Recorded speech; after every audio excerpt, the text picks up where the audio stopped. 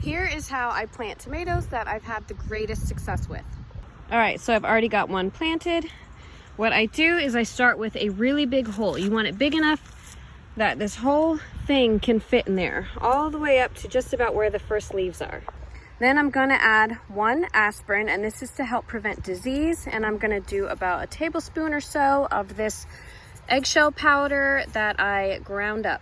My dad taught me this trick with PVC pipes, that you put a cap on the end, drill a bunch of holes in it, and then add it into your tomato hole. You plant your tomato alongside of it, and then when you go to water it, you're gonna water it through the PVC pipe, and the water will come out the holes straight down to the roots. And it's also a really great way to fertilize your plants and make sure that the fertilizer is getting down into the tomato roots.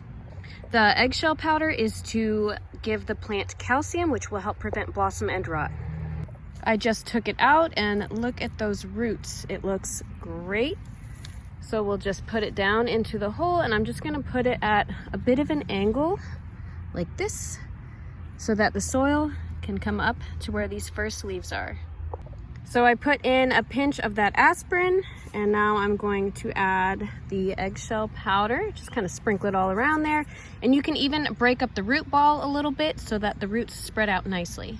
I also have some of this tomato and vegetable garden plant food, so I'm just gonna go in with about a tablespoon or 2 of that and add it right down into my soil. So as I'm filling this in with soil, all these little fine hairs on this tomato stalk will actually root out and give the tomato a really strong support system.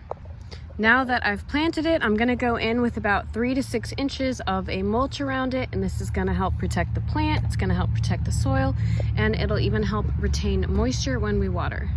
My dad taught me this method of planting tomatoes, and one year we had so many tomatoes we just couldn't eat them all. So I'll go in and I'll finish planting the tomatoes, and once they are planted, I'm gonna go ahead and put a post in on the sides, and I'm gonna have it go from one side of the bed to the other so that I can attach strings. And as the tomatoes grow, I'm just going to curl them around the string instead of using a tomato cage.